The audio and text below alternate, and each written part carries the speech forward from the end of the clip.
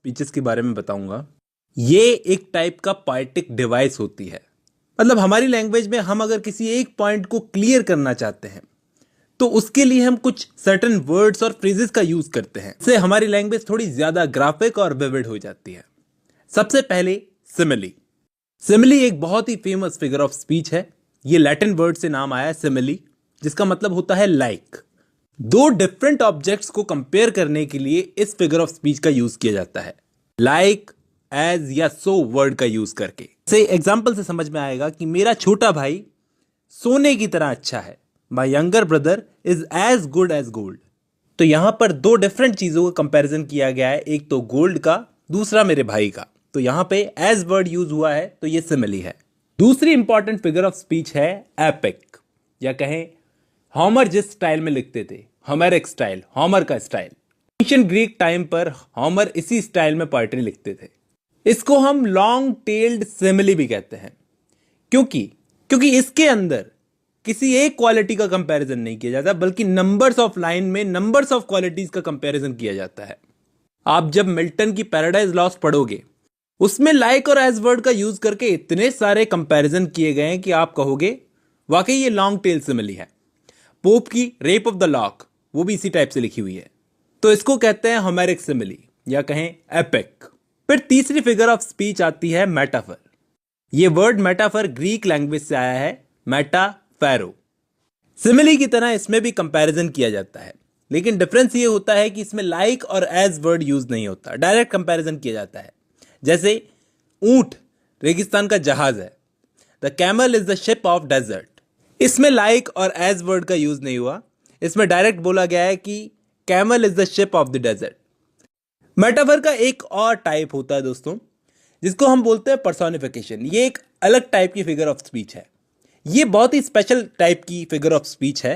इसमें बेजान चीजें, न चलने फिरने वाली चीजों का पर्सोनिफिकेशन कर दिया जाता है, जैसे कि वो इंसान हो। जैसे अपॉर्चुनिटी दरवाजा खटखटाती है लेकिन सिर्फ एक बार। Opportunity knocks the door but once. Opportunity कैसे दरवाजा खटखटा सकती है? तो अपॉर्चुनिटी का यहां पर कंपैरिजन किया है इंसान से, जैसे इंसान दरवाजा खटखटाता है। डेथ बी नॉट प्राउड, मृत्यु घमंड मत करो। तो डेथ कोई इंसान थोड़ी है जो घमंड करेगी। तो यहां पर पर्सोनिफाई किया है डेथ को, अपॉर्चुनिटी को। इसी की तरह एक और फिगर ऑफ स्पीच होती है जिसमें इंसान के इमोशन लाइफलेस ऑब्जेक्ट्स को दे दिए जाते हैं, यानी जिनमें जान नहीं है। इस फिगर ऑफ स्पीच का नाम है pathetic fallacy.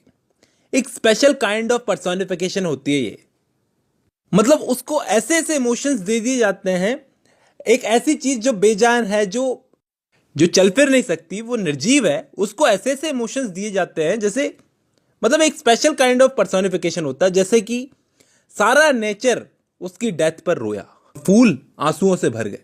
All nature wept at his death and the flowers were filled with tears. एक फिगर ऑफ स्पीच होती है जिसमें एक आइडिया दूसरे आइडिया के अगेंस्ट होता है, मतलब कॉन्ट्रास्ट जिसको हम बोलते हैं ना।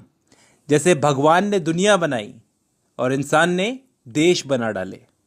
God made the universe but man made the countries. एक ऐसी फिगर ऑफ स्पीच होती है जिसमें हम एक ऐसी नॉन लिविंग थिंग से बात करते हैं, या कहें एक ऐसी चीज से बात करते हैं जो वहां पे मौजूद नहीं होती। ये पर्सोनिफिकेशन से इस तरीके से डिफरेंट है कि पर्सोनिफिकेशन में हम सिर्फ क्वालिटीज देते हैं, लेकिन यहां पे नॉन लिविंग थिंग से हम बात कर रहे हैं। वो चीज लिविंग भी हो सकती है, नॉन लिविंग भी हो सकती है, लेकिन वो वहां पे मौजूद नहीं होती, हम उससे बात करते हैं। जैसे शैले की पोएम है ओ वाइल्ड वेस्ट विंड दाओ ब्रेथ ऑफ ऑटम्स बीइंग। वो वेस्ट विंड से बात कर रहा है जबकि वेस्ट विंड वहां पर मौजूद नहीं है, और ओ वर्ड का यूज कर रहा है। ध्यान रखना, एपोस्ट्रोफी में ये ओ वर्ड का भी बहुत ज्यादा यूज किया जाता है। एक फिगर ऑफ स्पीच होती है मेटोनमी। इसमें दो फ्रेजेस को यूज किया जाता है जो आपस में कनेक्टेड होती है, यानी एक वर्ड के बदले दूसरे वर्ड को यूज करना। जैसे एग्जांपल देता हूं, the pen is mightier than the sword. कहने का मतलब एक लिखने वाला एक लड़ने वाले से ज्यादा पावरफुल होता है।